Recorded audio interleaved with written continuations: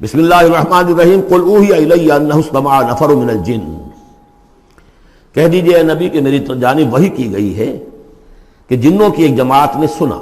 کس کو سنا؟ قرآن کو سنا۔ فقالوا انا سمعنا قرآنا عجبا، انہوں نے کہا ہم نے سنا ہے ایک بہت ہی دل کو لبھانے والا قرآن، یہدی الی الرشد، جو نیکی اور رشد اور ہدایت کی طرف رہنمائی کر رہا ہے۔ فآمنا بہ، تو ہم تو ایمان لے آئے۔ اس وقت بھی میں نے کہا تھا یہ لمحہ فکریہ ہے، ایک دفعہ کیا اجتماع ہے قرآن کا، اور وہ بندے کہاں سے کہاں پہنچ گئے، وہ داعی بن گئے۔ ہمارا کیا حال ہے؟ ہم نے اس معنی میں قرآن کا بھی پڑھا ہی نہیں، سنا ہی نہیں۔ سنتے ہیں تو خیبر میل کی سپیڈ سے جو پڑھ رہا ہوتا قاری، 5 دن میں پورا قرآن، 6 دن میں پورا قرآن، اور اشتہار دیے جا رہے ہیں۔ یہ ہے ہمارا ریچول۔ یہاں تو 20 منٹ میں ہو جاتی ہے، یہاں 30 منٹ، یہاں چلو وہاں اور سے بھی کم میں ہو جاتی ہے، وہاں چلو۔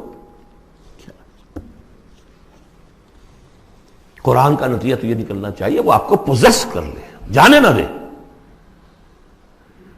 انا سمعنا قرآنا عجبا یہدی الی الرشد فآمنا بہ ولن نشرک بربنا احدا، اب ہم کبھی بھی اپنے رب کے ساتھ کسی کو شریک نہیں ٹھہرائیں گے۔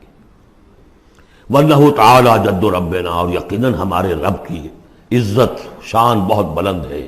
متخذ صاحبۃ ولا ولدا، اس نے نہیں اختیار کی نہ کوئی بیوی اور جورو، نہ کوئی اولاد۔ وانہ کان یقول سفیہنا علی اللہ شططا، اور یقیناً ہمارا جو بے وقوف ہے بڑا، مراد یہاں پہ ہے وہی عزازیل، ابلیس، لعین، وہ چونکہ ہمارا ذرا بڑا بڈگر ہے، تو وہ جو کچھ کہتا رہا ہے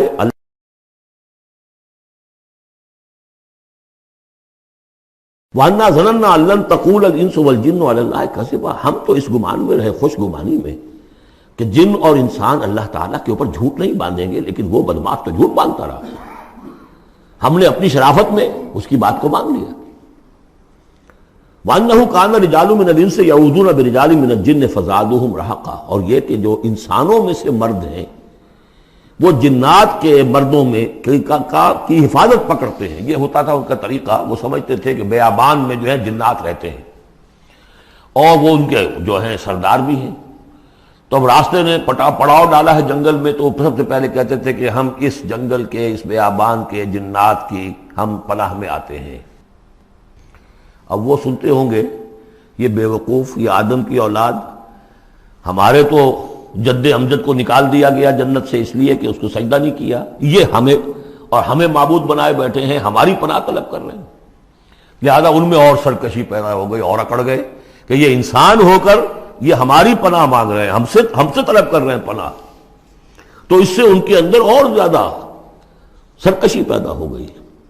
وَأَنَّهُ كَانَ رِجَالٌ مِّنَ الْإِنسِ يَعُوذُونَ بِرِجَالٍ مِّنَ الْجِنِّ فَزَادُوهُمْ رَهَقًا وَأَنَّهُمْ ظَنُّوا كَمَا ظَنَنتُمْ أَن لَّن يَبْعَثَ اللَّهُ أَحَدًا، اور دیکھو انہوں نے بھی ایسا ہی سمجھا جیسا کہ تم نے سمجھا ہوا ہے کہ اللہ کسی کو نہیں اٹھائے گا۔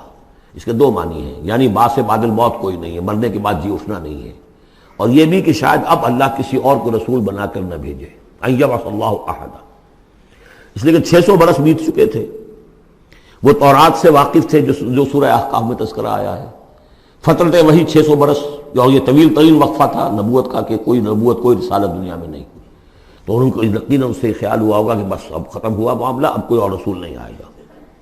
وَأَنَّا لَمَسْنَا السَّمَاءَ، اور ہم نے ذرا ٹٹولا آسمان کو، ہم نے چاہا کچھ خبریں لے کر آئیں ذرا غیب کی، فَوَجَدْنَاهَا مُلِئَتْ حَرَسًا شَدِيدًا وَشُعُبًا، تو ہم نے تو پایا اس کو کہ وہ بھرا ہوا ہے سخت چوکیداری سے، اور انگارے رکھے ہوئے ہماری ہمیں کھدیڑنے کے لیے۔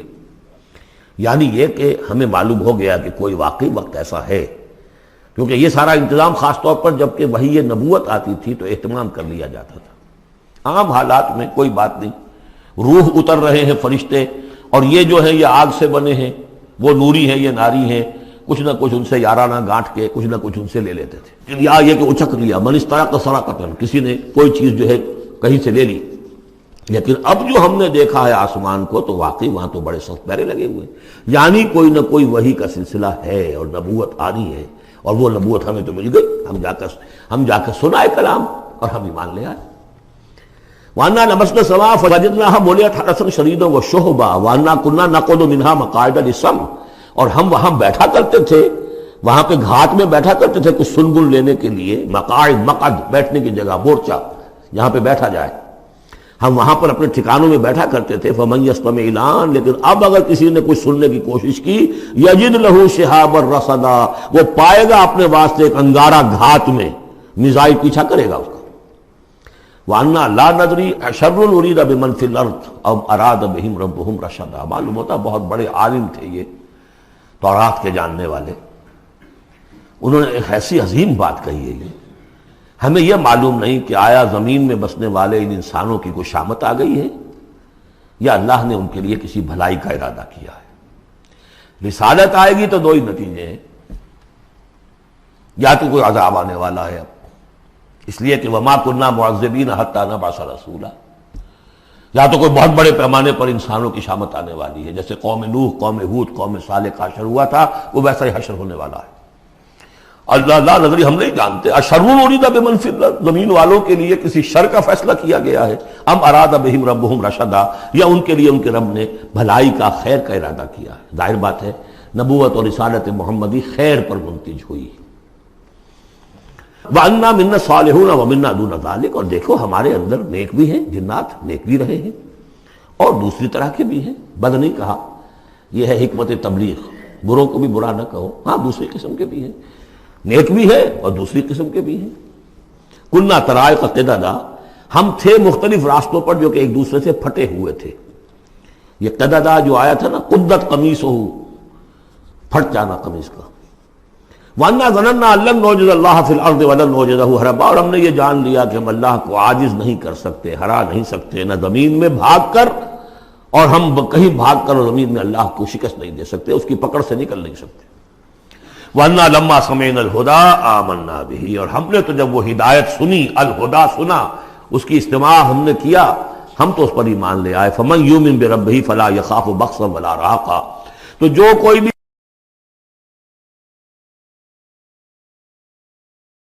زبردستی ہوگی، کچھ زیادتی ہوگی، جیسے جیسے ان کے اعمال صالحہ ہیں، پورے پورے اللہ تعالیٰ ان کا اجر ان کو دے دے گا۔ وَأَنَّا مِنَّا الْمُسْلِمُونَ وَمِنَّا الْقَاسِطُونَ، اور دیکھو ہمارے اندر وہ بھی ہیں جو فرما بردار ہیں اور وہ بھی ہیں جو بے انصافی کرتے ہیں۔ یہ قسط کے لفظ کے ساتھ سمجھ لیجئے، جب یہ ثلاثی مجرد میں آتا ہے تو قاسط اس میں فاعل بنا، وہ ناانصاف کے معنی میں ہے، یہ باب افعال کے خواص میں سے ہے، سلب ماخذ اس کو کہتے ہیں۔ جب باب افعال میں آئے گا تو اس کے معنی ہے عدل و انصاف، اور جب ثلاثی مجرد میں آئے گا تو نا انصافی۔ قاسطون فمن اسلم فاولئک تحروا رشدا، جو لوگ اسلام لے آئے، اطاعت قبول کر لی، تو انہوں نے تو گویا کہ ڈھونڈ نکالی خیر کی راہ، نیکی کی راہ انہوں نے تلاش کر لی۔ وَأَمَّا الْقَاسِطُونَ، اور جو بے انصاف ہے، فَكَانُوا لِجَهَنَّمَ حَطَبًا، وہ لوگ جو ہیں پھر جہنم کا ایندھن بن کر رہیں گے۔ یہاں تک ان کی تقریر ہے جو انہوں نے تبلیغ کی ہے۔ اب جو بات آگے آ رہی ہے یہ خود اللہ کی طرف سے کلام ہے۔ أَن لَوِ اسْتَقَامُوا عَلَى الطَّرِيقَةِ لَأَسْقَيْنَاهُم مَّاءً غَدَقًا، اور یہ کہ یہ اگر لوگ اپنے اس طریقے پر جو طریقہ انبیاء کا تھا، جو آدم نے دیا تھا، جو نوح نے دیا تھا، یہ چلتے رہتے تو ہم انہیں خوب پلاتے، پانی بھر بھر کر خوب سیراب کرتے ان کو۔ یہاں لفظ طریقت آیا ہے قرآن میں، شریعت، طریقت۔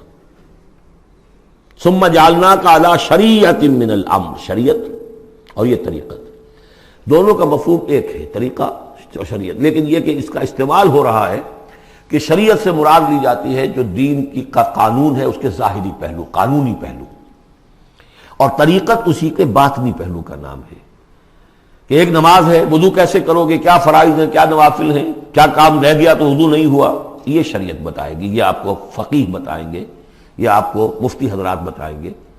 لیکن نماز کی اصل روح تو ہے خشوع اور خضوع، حضور قلب، یہ پھر طریقت کی طرف منتقل کر دیا گیا، بدقسمتی سے پھر ان کو پھاڑ دیا گیا، وہ علیحدہ علیحدہ ہو گئے۔ یہ سب چیزیں یکجا ہونی چاہیے تھی۔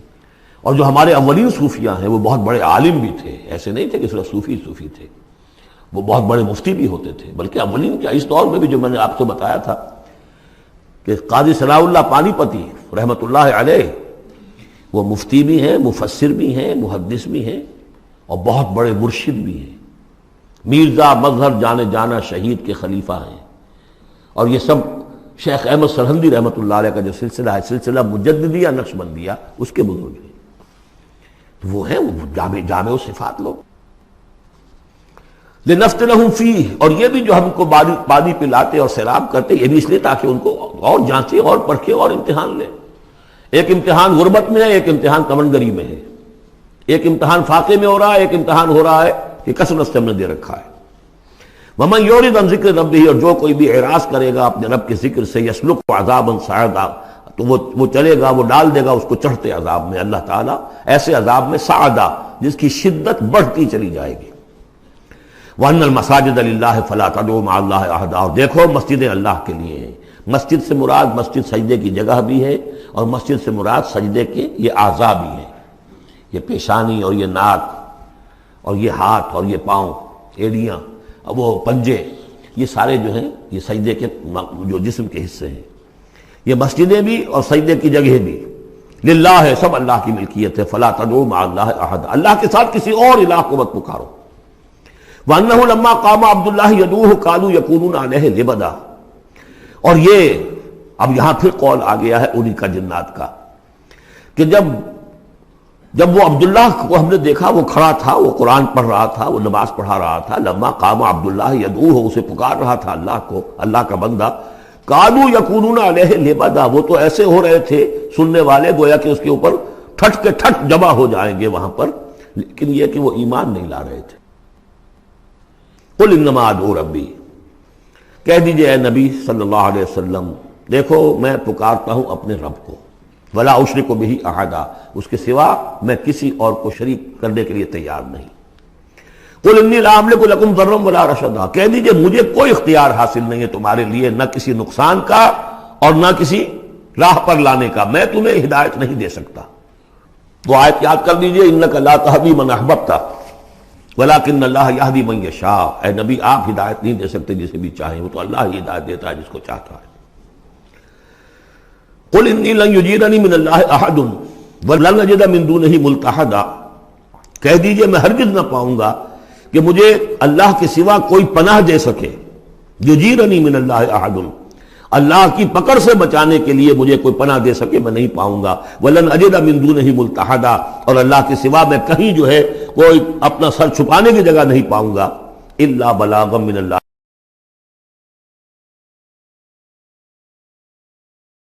فریضہ سر انجام دوں. اگر میں نے یہ کام نہیں کیا تو میں پکڑا جاؤں گا. فَلَنَسْأَلَنَّ الَّذِينَ أُرْسِلَ إِلَيْهِمْ وَلَنَسْأَلَنَّ الْمُرْسَلِينَ، ہم تو پوچھ کر رہیں گے ان سے بھی جن کی طرف رسولوں کو بھیجا، اور پوچھ کر رہیں گے رسولوں سے بھی. وَمَنْ يَعْصِ اللَّهَ وَرَسُولَهُ، جو کوئی بھی اللہ اور اس کے رسول کی نافرمانی کرے گا، فَإِنَّ لَهُ نَارَ جَهَنَّمَ خَالِدِينَ فِيهَا أَبَدًا، تو اس کے لیے تو پھر جہنم کی آگ ہے جس میں وہ ہمیشہ ہمیشہ رہے گا. حتیٰ اذا رأوا ما یوعدون، یہاں تک کہ جب وہ دیکھیں گے جس چیز کی انہیں دھمکی دی جا رہی ہے. فَسَيَعْلَمُونَ مَنْ أَضْعَفُ نَاصِرًا وَأَقَلُّ عَدَدًا، اس وقت انہیں معلوم ہو جائے گا کون کمزور ہے مددگاروں کے اعتبار سے اور کون اقلیت میں ہے تعداد کے اعتبار سے. وہ تانے دیتے تھے نا کہ دیکھو محمد تمہارے پاس تو بیٹھے بھی ہوتے ہیں تو ہمارے کمی کاری بڑے لوور طبقات کے لوگ، اور وہ بھی چند ہوتے ہیں، دیکھو جا کے ابو جہل کی محفل بھری ہوئی ہے، بڑے بڑے لوگ بیٹھے ہوئے وہاں پر. اس وقت معلوم ہو جائے گا من اضعف ناصرا واقل عددا. یہ سورہ مریم میں بہت تفصیل سے یہ مضمون آیا ہے. قل ان ادری اقریب ما توعدون ام یجعل له ربی امدا، کہہ دیجئے نبی مجھے یہ معلوم نہیں ہے آیا جس چیز کا تم سے وعدہ کیا جا رہا ہے، جس چیز کی دھمکی دی جا رہی ہے. وعدہ اور وعید بنیاد ایک ہی ہے، اصل میں اصل الفاظ ایک ہی ہیں. وعید دھمکی، وعدہ، لیکن حروف اصلی وہی ہے. آیا وہ قریب آ چکی ہے اسے، یا ام یجعل له ربی امدا، یا یہ کہ میرا رب اس کے لیے ابھی کچھ مہلت دے، کوئی تمہاری رسی دراز کرے، یہ میں نہیں جانتا. یہ سورہ انبیاء کے آخر میں بھی آیا تھا. قل ندری قریب ام بعید ما توعدون، کہہ دیجئے نبی میں نہیں جانتا کہ جس چیز کا تم سے وعدہ کیا جا رہا ہے وہ قریب آ چکی ہے یا بھی دور ہے. عالم الغیب، وہی ہے غیب کا جاننے والا. فلا یظہر علی غیبہ احدا، وہ اپنے غیب پر کسی کو مطلع نہیں کرتا. الا من ارتضی من رسول، سوائے جس کو وہ چاہے اپنے رسولوں میں سے. یہ بہت اہم قانون ہے قرآن کا، اور اس میں سارا مسئلہ علم غیب کا حل ہوتا ہے. ایک بات تو یہ کہ ہمارے جو بھی بریلوی بھائی ہیں وہ بھی مانتے ہیں، 4 باتیں وہ مانتے ہیں. 3 میں نے ایک مرتبہ تحقیق کی تھی بڑی مفصل، جا کر بعد لوگوں سے ملاقات کی، ابھی میں طالب علم تھا. کل دیکھیے ہم ثابت مانتے ہیں ہم اس بات کو. نبی کا علم ذاتی نہیں عطائی ہے، اللہ نے جو دیا وہی ہے. نبی کا علم قدیم نہیں حادث ہے، پہلے نہیں تھا پھر ہو گیا، اللہ نے دے دیا تو ہو گیا. اور نبی کا علم غیر محدود نہیں محدود ہے. میں نے کہا یہ تین باتیں جو شخص مان لے میرا اس سے اب کوئی جھگڑا نہیں رہا. لیکن ہمارے ہاں کچھ لوگوں نے ایک ڈیفینیشن کر لی علم غیب کی. علم غیب وہ ہے جو بغیر کسی کے بتائے خود حاصل ہو جائے. اس اعتبار سے تو میرے پاس بھی علم غیب ہے نہیں، یعنی کسی کے پاس کوئی علم ہے ہی نہیں. ہمیں دیا اساتذہ نے دیا، حضور کو دیا اللہ نے دیا، جبریل کو دیا اللہ نے دیا. اس معنی میں تو ذاتی علم تو کوئی بھی نہیں مانتا کسی کا. علم تو دینے سے ہوتا ہے. البتہ علم غیب کسے کہتے ہیں؟ وہ چیزیں جو ہماری نگاہوں سے چھپا دی گئی ہیں، وہ عالم غیب ہے. جنت ہے، دوزخ ہے، فرشتے ہیں، یہ سب کیا ہے؟ عالم غیب. تو نبیوں کو تو کچھ نہ کچھ حصہ اس کا دکھایا جاتا ہے تو نبی بنتے ہیں نا، ورنہ میرے اور نبی میں فرق کیا ہوا پھر؟ اگر میرا بھی علم وہی ہوتا ان السمع والبصر والفؤاد، تو میرے علم اور حضور کا بھی علم یہی ہوتا تو فرق کیا ہوا؟ حضور نے تو اس دوسرے علم کے اعتبار سے تو صاف کہہ دیا انتم عالم بامور دنیاکم. لیکن حضور کو معراج میں جنت دکھا دی، دوزخ دکھا دی. زمین پر رہتے ہوئے آپ نماز پڑھا رہے تھے، غالباً وہ جو کہ نماز پڑھائی جاتی ہے جبکہ بارش نہیں ہوتی، استسقاء کی نماز، اسی کے دوران اچانک ایک دفعہ آپ آگے بڑھے. لوگ حیران ہوئے کیا ہوا ہے، ایک دفعہ پیچھے ہٹے. لوگوں نے پوچھا بعد میں کہ حضور یہ نماز کا حصہ تھا، یعنی ہم بھی پھر اصلاح کیا کریں اس نماز کے اندر؟ یہ فرمایا نہیں، اصل میں میرے سامنے جنت لے آئی گئی، اب بے اختیار میرا ہاتھ بڑھ گیا کہ میں اس کا پھل توڑ لوں، اور میرے سامنے اس کے بعد دوزخ لے آئی گئی اور اس کا جو بمکا آیا گرمی کا، اس سے میں بے اختیار پیچھے ہٹا. دنیا میں سیر کرا رہے ہیں. بہرحال یہ غیب ہی میں سے ہے. البتہ کل غیب یہ جو مانے اللہ نبی کے لیے وہ کافر ہے، اور وہ مانتے ہیں، بریلوی بھی مانتے ہیں. کل غیب کا کوئی سوال ہی نہیں. نبی کا علم محدود ہے، نبی کا علم حادث ہے، نبی کا علم عطائی ہے. تین باتیں مان لیجئے. باقی نبی کا علم کتنا تھا کتنا نہیں تھا یہ میں کون ہوں ناپنے والا، اور آپ کون ہیں ناپنے والے؟ دیا اللہ نے جو دیا، بتایا جو بتایا، اللہ اللہ اور خیر صلی اللہ. تو یہ عالم الغیب وہ ہے غیب کا جاننے والا. فلا یظہر علی غیبہ احدا، تو وہ نہیں مطلع کرتا اپنے غیب پر کسی کو. ہاں الا من ارتضی بالرسول، سوائے اپنے رسولوں کے. کذالک نوری ابراہیم ملکوت السماوات والارض، ہم نہیں پڑھ چکے؟ ابراہیم کو بھی ملکوت دکھائے، حضور کو